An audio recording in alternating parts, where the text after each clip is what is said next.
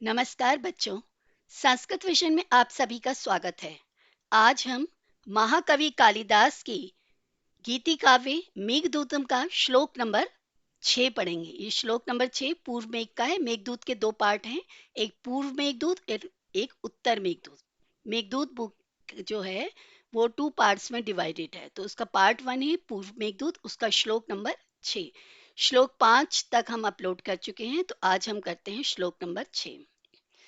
जातं वंशे भुवन विदिते पुष्करावर्तकानां जानामि त्वां प्रकृतिपुरुषं जानामि त्वां प्रकृतिपुरुषं कामरूपं मघोनः तेनार्थित्वं त्वयि विधिवशात् दूरबन्धुर्गतोऽहं याञ्चामोघा वरमधिगुणे नाधमि लब्धकामा। ये है इसका उच्चारण। अब देखते हैं श्लोक में कवि क्या कहना चाह रहे हैं। तो श्लोक की जो फर्स्ट लाइन है उसमें जातम शब्द जो है उसका अर्थ है जन्म, वंशे का अर्थ है कुल में, यानी कि अच्छे कुल में, अच्छी फैमिली में। भुवन विदित है, भुवन का अर्थ होता है जगत और विदित का अर्थ होता है प्रसिद्ध। पुष्कर आवर्तका नाम, यानी कि पुष्कर और आवर्तक, ये दो वंश हैं जिनमें इनकी चर्चा हम अभी इसी वीडियो में बाद में करेंगे। तो वर्ड टू वर्ड मीनिंग हमने देखा। जातम का अर्थ जन्म, वंशी का वंश में यानी कुल में, सेवंथ विभक्ति एक वचन है ना। भुवन विदिते जगत प्रसिद्ध में, और पुष्कर आवर्तक का नाम पुष्कर और आवर्तक। ठीक है, दो वेल नोन जो है, जो दो प्रसिद्ध वंश बताए गए हैं, पुष्कर और आवर्तक। ठीक है, तो नेक्स्ट है लाइन, जानामी त्वाम। जानामी मैं जानता हूं, त्वाम तुमको, प्रकृति पुरुषम, पुरुषम पुरुष, प्रकृति मतलब प्रधान, काम रूपम यानी कि इच्छा अनुसार रूप धारण करने वाले, और मेघोन मघोना शब्द का अर्थ है इंद्र के। इंद्र कौन है? देवताओं के राजा। ठीक है, स्वर्ग में देवराज इंद्र हैं, वो सभी देवताओं के राजा हैं। तो ये सेकंड लाइन हो गई श्लोक की। अब थर्ड लाइन करते हैं, तेन अर्थित्वम त्वयि विधिवशात दूर बंधुर गतो अहम। तेन उस कारण से, और तेन प्लस अर्थित्वम शब्द है, अर्थित्वम का अर्थ है याचक भाव को। त्वयि तुम्हारे प्रति, विधिवशात भाग्य के वश, विधि का अर्थ है भाग्य, वश मतलब वश। दूर बंधुर गतोम, दूर दूर हैं, बंधु मित्र यानी कि उनकी पत्नी, गतः मतलब चली गई है, अहम मैं, ऐसा मैं जिसकी पत्नी दूर चली गई है।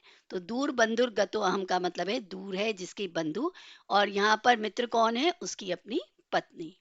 किसके बारे में कहा जा रहा है? हमने 5 श्लोक, पहले 5 श्लोकों में क्या पढ़ा था कि यक्ष हैं एक, ठीक है, और वो देवताओं के जो फाइनेंस मिनिस्टर हैं, कुबेर, जिनकी आप दिवाली पर भी पूजा करते हैं बच्चों। तो कुबेर देवताओं के फाइनेंस मिनिस्टर हैं, उनके सेवक हैं ये यक्ष, और एक भूल के कारण इनको श्राप मिल गया। और वो भूल क्या थी वो हम पिछले वीडियोस में बता चुकी हैं आपको। और श्राप के कारण उन्हें अपनी पत्नी से 1 साल अलग रहने का मिला है। श्राप क्या है कि तुम अपनी पत्नी से 1 साल के लिए अलग रहोगे। अब पत्नी पत्नी में बहुत अधिक प्रेम था, ठीक है, तो दोनों का एक दूसरे के बिना रहना बहुत मुश्किल था। तो ये क्लाउड से प्रार्थना करते हैं मेघदूत में, और क्लाउड को अपना हालचाल बताते हैं कि मेरी पत्नी के पास मेरा हालचाल बता देना। अब क्लाउड को उन्होंने कैसे मैसेंजर बनाया, ठीक है, और क्यों क्लाउड को ही उन्होंने दूत बनाया, ये सब हम पिछले वीडियो में कर चुके हैं। तो आप इसकी प्लेलिस्ट देख सकते हैं इसी चैनल पर, और वहां से आपको पता चल जाएगा। यांचा मोघा वरम अधिगुणम नाधमी लब्ध कामा। यांचा होता है मांगना, मोघा मतलब व्यर्थ, वरम मतलब श्रेष्ठ, अधिगुणम मतलब अधिक गुण वाले, ना मतलब नहीं, अधमे मतलब नीच व्यक्ति में, और लब्ध कामा मतलब कामना सफल हो जाए। अधिक गुण वाले से की गई कोई भी कामना यदि निष्फल भी होती है तो भी अच्छी होती है। बादल को उन्होंने बहुत अधिक गुण वाला बताया गया है कि अगर मैं बादल आपसे, क्लाउड, हे मेघ, मैं आपसे प्रार्थना करता हूं और वो प्रार्थना निष्फल हो जाती है, ठीक है, मेरी इच्छा जो है पूरी नहीं होती है तो भी कोई बात नहीं। लेकिन अगर किसी अधम व्यक्ति से यानी किसी दुष्ट व्यक्ति से अगर हम कोई इच्छा कहते हैं और दुष्ट व्यक्ति हमारी इच्छा पूरी कर देता है, तो भविष्य में वो सफल नहीं है, अच्छी बात नहीं है। अब आप कहेंगे कैसे? बच्चों, अगर आप अपने पेरेंट्स से किसी चीज की डिमांड करते हो, ठीक है, और पेरेंट्स आपकी वो डिमांड पूरी कर देते हैं, हमेशा ही करते आए हैं आपके पेरेंट्स, आज भी कर रहे हैं और पहले भी कर रहे हैं और आगे भी करते रहेंगे, लेकिन वो आपकी, मैंने ये आपकी इच्छा पूरी करी, इसको कभी सुनाएंगे नहीं। लेकिन कोई दुष्ट व्यक्ति होगा ना, कोई शत्रु प्रकृति का व्यक्ति होगा, उससे आप अपनी डिमांड पूरी कराते हो, ठीक है, तो ये तो आप जानते हो कि ये समाज कैसा है। तो किसी भी टाइम पर वो आपको ब्लैकमेल कर सकते हैं कि देखो हमने आपका काम किया था, आज आप हमारा काम कर दो। तो वो गलत रास्ते पर भी ले जा सकता है।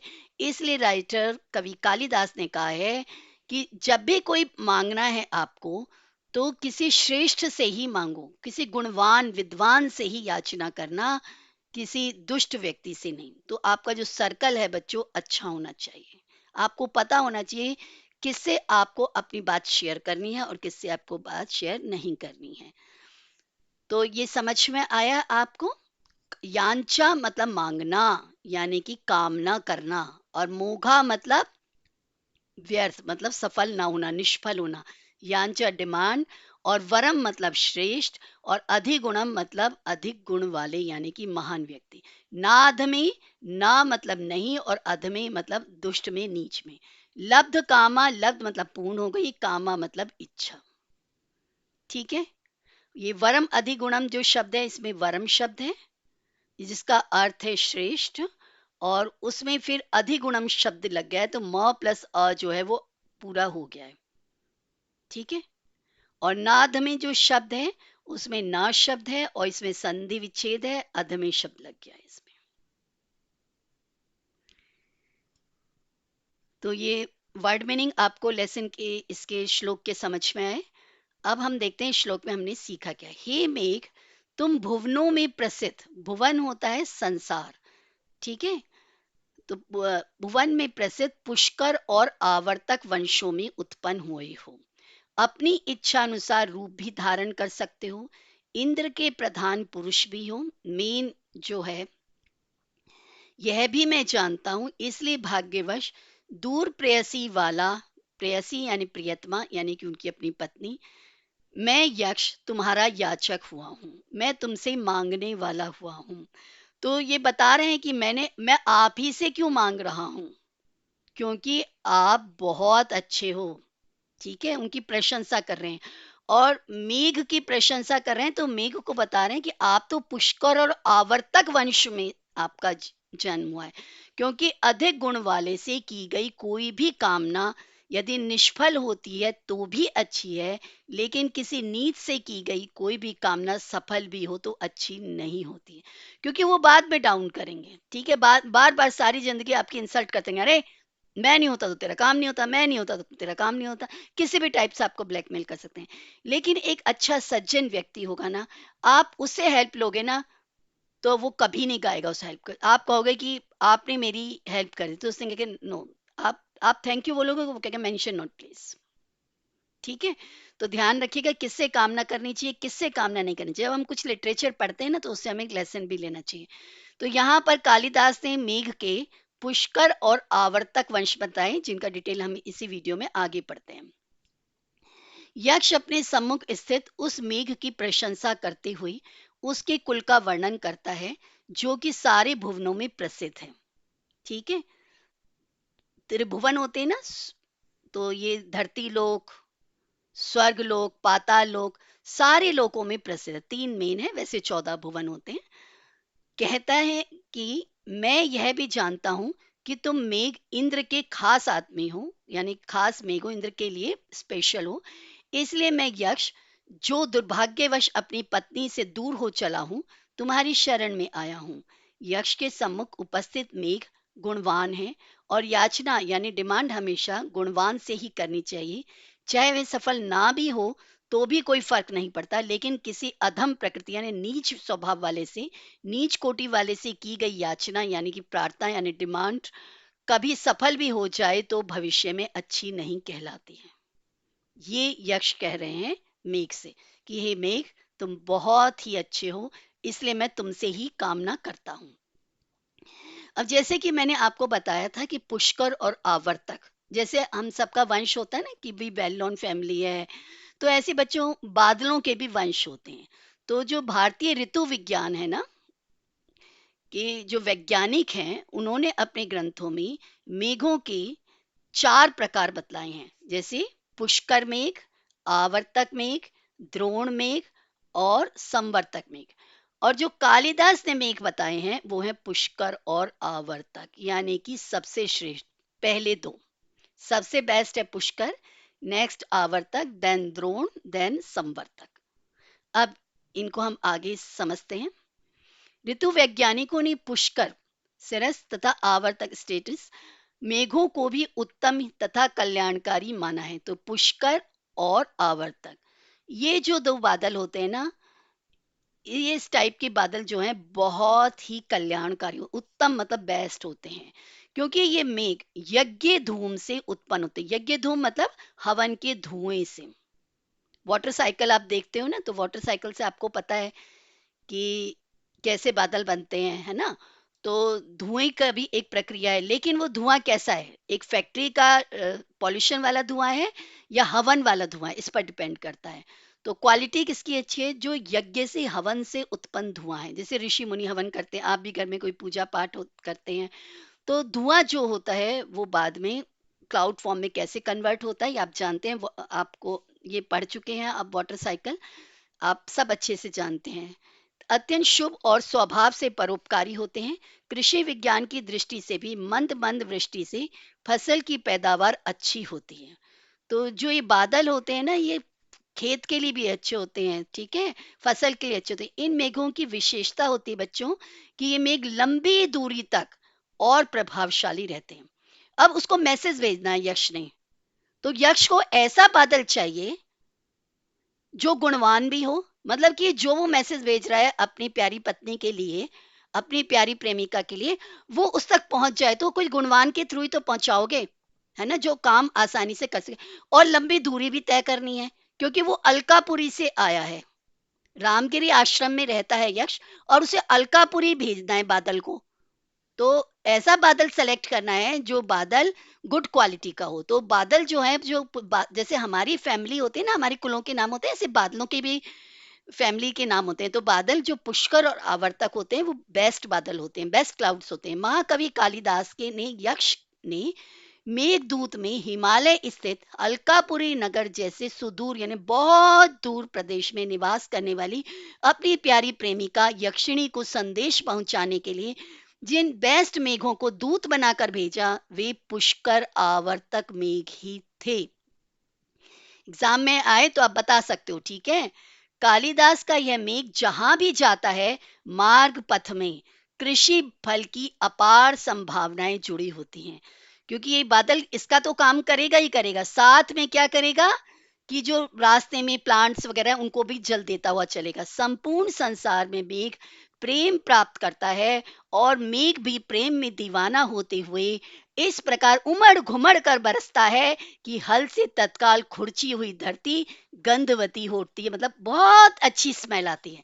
जब धरती पर पानी की बूंद गिरती है ना, आप कहते हो ना, वाह क्या अच्छी स्मेल आ रही है। तो ऐसे सुंदर बालों को सेलेक्ट किया, ऐसे सुंदर बादलों को, ऐसे सुंदर क्लाउड्स को, ऐसे श्रेष्ठ क्लाउड्स को जो कि पुष्कर और आवर्तक फैमिली से थे, कि वो उसका संदेश उसकी प्रेमिका तक पहुंचा दें। तो अब हम देखते हैं इस वीडियो में हमने क्या सीखा।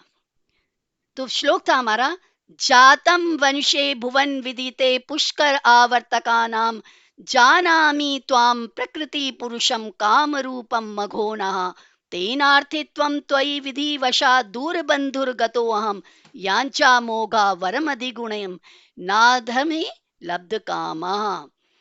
सबसे पहले हम जिससे कोई काम कराना चाहते हैं ना, तो उसकी थोड़ी बटरिंग करते हैं कि सर एक कप चाय लेंगे। अगर आप कहोगे मेरा काम करता है या नहीं करता है, तो कोई कभी कोई काम करेगा आपका, और आप उसको स्माइली फेस से नमस्कार करोगे, जैसे कालिदास के यक्ष ने बादल को नमस्कार किया। और फिर थोड़ा उसको अप्रिशिएट करोगे उसकी, सर आप बहुत अच्छी फैमिली से हैं मैं जानता हूँ। तो वो कहते हैं कि जातम वंशे भुवन विदिते, संसार में प्रसिद्ध वंश है आपका पुष्कर आवर्तक का नाम। पुष्कर और आवर्तक बादलों की बहुत अच्छी फैमिली है। तो जातम, जातम जन्म हुआ है वंशे, वंश में, भुवन विदिते संसार में प्रसिद्ध, पुष्कर आवर्तक वंशों में जन्म है। त्वाम तुझको जाना मी मैं जानता हूँ, हे बादल मैं तो बहुत अच्छी तरह से जानता हूँ कि आपका जो जन्म हुआ है बहुत अच्छी फैमिली में जन्म हुआ है, बहुत अच्छे कुल में जन्म हुआ है। और कुल कौन से है? पुष्कर आवर्तक। और पुष्कर आवर्तक हमने आपको समझा दिया इस वीडियो में। और क्या खास बात है? मघोनहा, देवताओं के जो राजा हैं इंद्र, उनके आप प्रधान पुरुष हो। तो आप किसी से काम निकलवाते हो, फाइल करते हैं, सर हम जानते हैं कि डायरेक्टर से आपकी पहचान है, आपके लिंक ऊपर तक हैं, तो आप प्लीज हमारा काम कर देंगे, ये फाइल वहां तक पहुंचा देंगे। तो वो भी कह रहा है कि आप तो देवराज, इन देवताओं के जो राजा हैं, देखो देवता बहुत सब शक्तिमान होते हैं, सब कामना इच्छा पूरी करते हैं, आप देवताओं से जो भी मांगते हैं, और ये देवताओं के राजा का खास है। तो प्रकृति पुरुषम, प्रधान, प्रकृति प्रधान, पुरुषम पुरुष, प्रधान पुरुषो, काम रूपम और इच्छा के अनुसार रूप धारण करते हो। तो इच्छा के अनुसार आप कोई भी रूप धारण कर, ये भी हमने एक वीडियो में आपको सिखाया था, है ना, इसी मेघदूत के ही प्लेलिस्ट में आप देख लेना कि बादल, जब आप स्काई में बादल देखते हो तो कभी बादल हंस के रूप में दिखता है, कभी बादल क्लाउड के में ही दिखता है, और कई बार बादल हॉर्स फॉर्म में दिखता है, कई बार बादल देवता फॉर्म में दिखता है। तो बादल अलग अलग फॉर्म में, कभी खरगोश फॉर्म में, किसी भी रूप में बादल दिखाई दे, कभी कोई जो जो कहते हैं ना, जाकी रही भावना जैसी, प्रभु मूरत तिन तैसी देखी। तो किसी को अपनी उसमें माँ नजर आती है, किसी को अपने पिता नजर आते हैं, तो किसी को अपनी प्रेमिका नजर आती है बादल में। तो इनको नजर आया है एक अच्छा मैसेंजर। तो वो कहते हैं कि आप तो इच्छा अनुसार रूप धारण कर लेते हो। तेन इससे अर्थित्वम, याचक भाव को, त्वयि तुझ में, मैं तुझसे याचक भाव को प्राप्त हुआ हूं, यानी मैं तुझसे ही प्रार्थना कर रहा हूं, इसलिए क्योंकि तुझ में ही ये सारे गुण हैं। और मेरी क्या लाचारी है? विधिवशात, भाग्यवश, दूर बंधुर गतो अहम, दूर प्लस बंधु, विसर्ग को रा हो गया है, गतः फिर विसर्ग चेंजेस टू ओ हो गया है। तो देखिए, दूर बंधुर गतो अहम में दूर शब्द है, बंधु शब्द है, और उसके बाद गतः शब्द है, और फिर उसके बाद अहम शब्द है। मैं कैसा हूं? जो अपनी पत्नी से अलग हो गया हूं, तो मैं बेचारा हूं, आप मुझ पर दया करो। और मैं बेचारा आज हुआ हूं भाग्यवश, नहीं तो मैं अलकापुरी में था। तो ये बहुत ही, जब धनवान देवताओं के जो फाइनेंस मिनिस्टर हैं, जो सारा ही सबके कैशियर हैं, जिनके पास सारी धन दौलत है, उनका सेवक को क्या कभी कमी हो सकती है? मेघदूत में आगे बहुत इनका वो बताया गया, अलकापुरी में इनका जो घर है वो बहुत ही अच्छा है, बहुत ही धनवान थे। तो कह रहे हैं कि आज पोजीशन ऐसी हो गई है कि मुझे मांगना पड़ रहा है, लेकिन मैं मांग रहा हूं आपसे, किसी और से नहीं, क्योंकि मुझे पता है कि आपसे ही मांगना बेस्ट होगा। क्यों बेस्ट होगा? यांचा मोघा वरम अधिगुणम, वरम मतलब श्रेष्ठ, अधिगुणम मतलब अधिक गुण वालों से, अधिक गुणों वाले से मांगना बेस्ट होता है। यांचा मतलब डिमांड, मोघा मतलब अगर असफल भी हो जाती है तो भी ठीक है। ना अधमे, नहीं अधम दुष्ट में लब्ध कामा, सफल हुई कामना। अगर हम दुष्ट व्यक्ति से कुछ मांगते हैं, ठीक है, तो उससे हमारी डिमांड अगर पूरी भी हो गई ना, तो वो आगे भविष्य के लिए अच्छी नहीं है। लेकिन अगर किसी अच्छे व्यक्ति से हमने डिमांड करी और उसने हमारी इच्छा पूरी कर दी, तो वो हमारे लिए भविष्य में भी अच्छी रहेगी। तो देखते हैं हमने इस श्लोक में क्या सीखा। मैं यह जानता हूं कि तुम संसार में प्रसिद्ध पुष्कर और आवर्तक नाम के मेघों के कुल में उत्पन्न हुए हो, इच्छानुसारी रूपधारी हो, इंद्र के प्रधान पुरुष हो, इसलिए भाग्यवश दूर देश में स्थित स्वजन वाला मैं तुम्हारे प्रति याचक भाव को प्राप्त हुआ हूँ, क्योंकि उत्तम गुण वाले व्यक्ति से की गई विफल भी याचना अच्छी होती है, लेकिन निकृष्ट यानी निम्न व्यक्ति से, दुष्ट व्यक्ति से की गई सफल प्रार्थना भी अच्छी नहीं होती है। तो बच्चों, आई थिंक आपको ये श्लोक समझ में आ गया होगा। अगर आपको ये वीडियो अच्छा लगा हो तो इसे प्लीज़ अधिक से अधिक लाइक, शेयर और सब्सक्राइब कीजिएगा। Thank you.